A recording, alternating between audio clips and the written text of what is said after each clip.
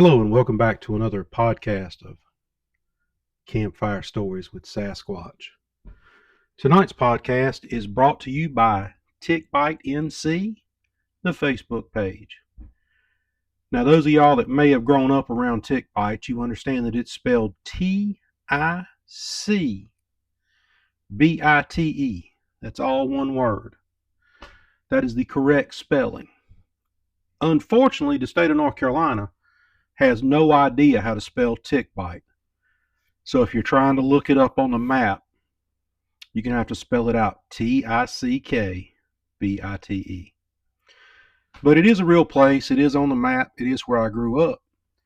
And I have a Facebook page dedicated to my adventures as a child growing up all the way through present day.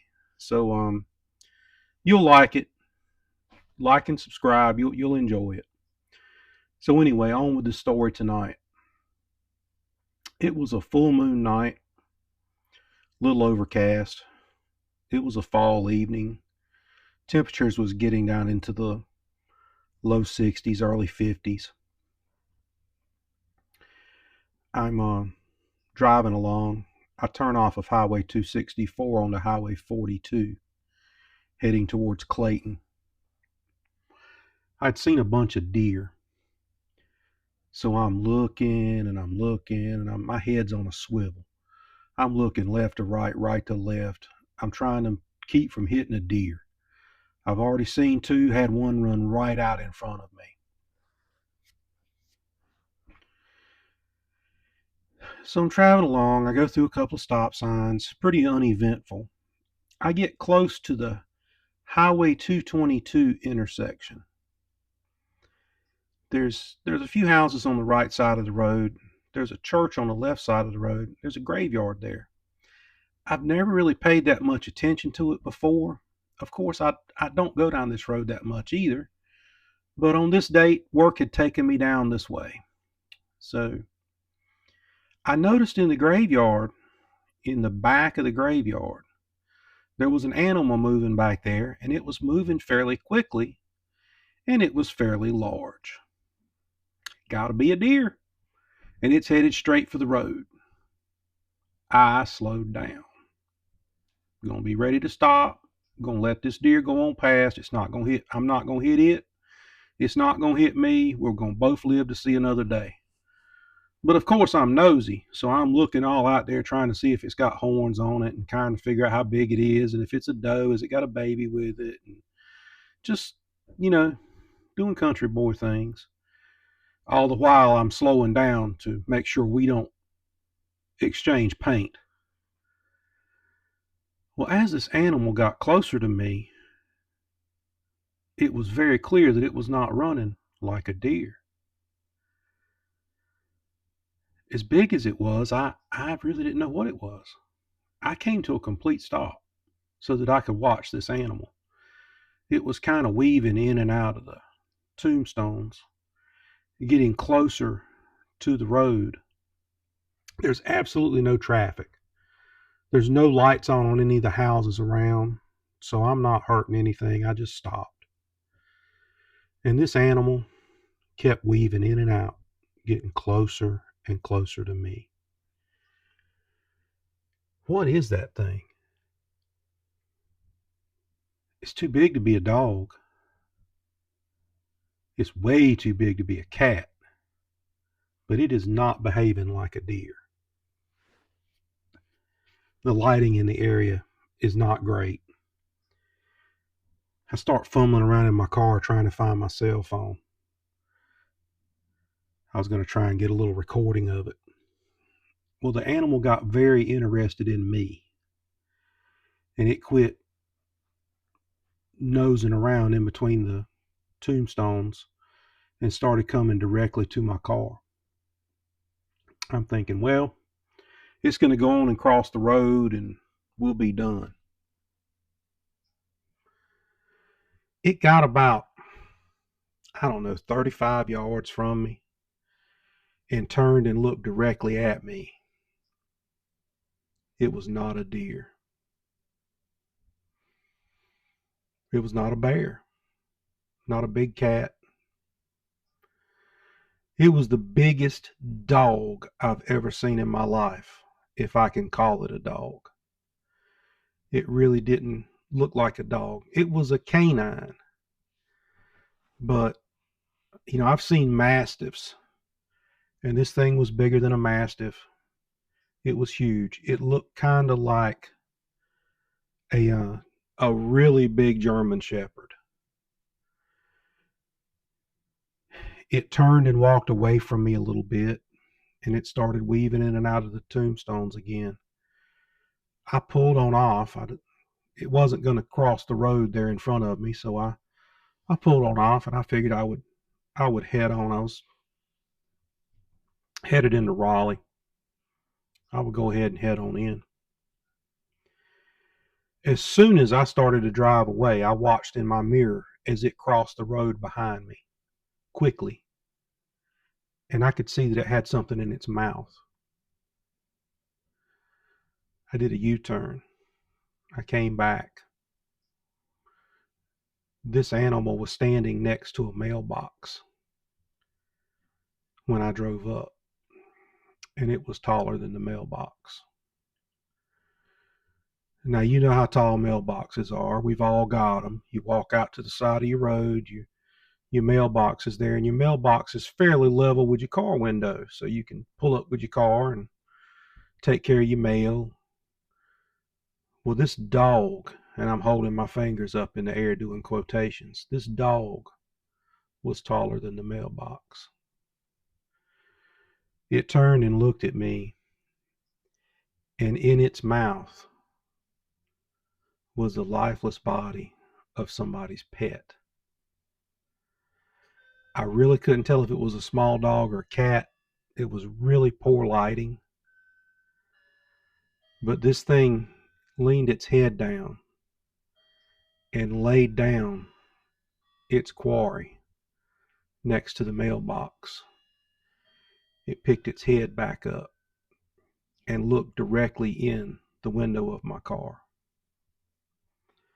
I saw its teeth. I saw its fangs.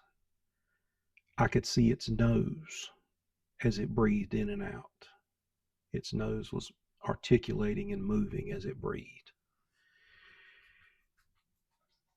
And like I said, it was huge, very muscular. I eased my foot off the brake, started moving forward. This animal was, at this point, 5 feet from my car, and it could easily look in my car window and was looking at me.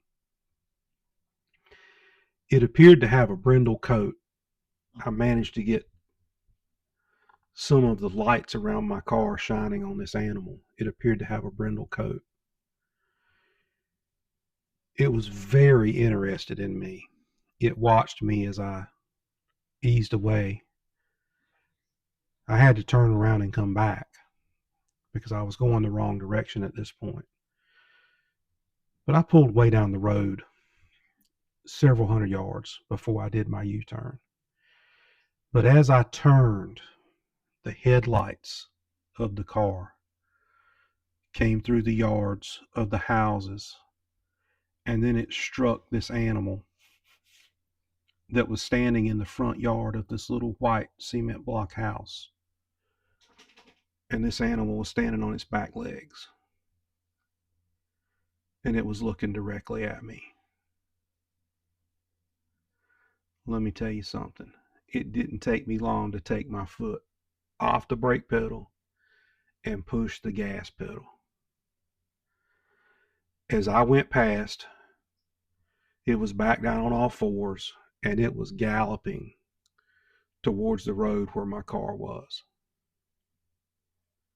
Fellas, let me tell you something. I didn't slow down until I hit that first roundabout in there. And I think I took it about 40 miles an hour. I'm looking in my rearview mirror the whole time, looking for this animal. To this day, I don't know what that was. I want to call it a dog, but it was bigger than a dog. If it was a coyote, it was an extremely healthy one. It would have to be the biggest coyote I've ever seen. More along the lines of maybe a wolf. But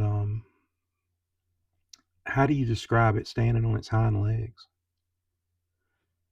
I've never seen a dog do that. I've seen a bear do it, but I've never seen any type of canine just stand on its hind legs for no reason. Now, yeah, of course, we've seen a dog playing around, put its paws up on something, or you hold its paws and it'll walk around its back legs. But I'm talking about this thing was unsupported, and it was just standing there on its hind legs, looking at me as I was driving past. And then it chased me. I'm not going to say I saw a werewolf, but I will say it was a full moon. It was the fall. Temperatures were cooler. And every werewolf movie I've ever seen is set in that type of scenario. And we were in a graveyard. So if you're ever coming down Highway 42 and you get close to the 222 exit, pay attention to the graveyard and the church, because there might be something lurking out there that you really don't want to run into in the dark.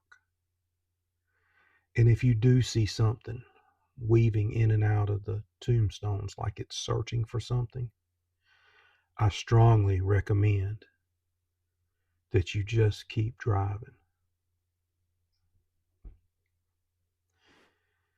Hey guys, thanks for listening. I'm trying to improve on these every time I go. These are just stories that I tell for entertainment. And I do appreciate you listening to them. I appreciate you being there. Real soon, I'm going to tell a true life story of when I died and came back. And it is real. It will be a real story. I'm working my nerve up to telling it. There was a period of time that I couldn't talk about it at all without crying. But and that's not pretty. 6'4" guy with a nickname of Sasquatch, breaking down in tears and crying. It's not pretty at all. But I did have a significant life experience where I was in a really bad accident and my soul left my body, and I remember the entire thing. But that's for another story. Tonight we talked about the Werewolf of Highway 42, and I hope you enjoyed it. Catch you on the next one. This is Sasquatch. Bye.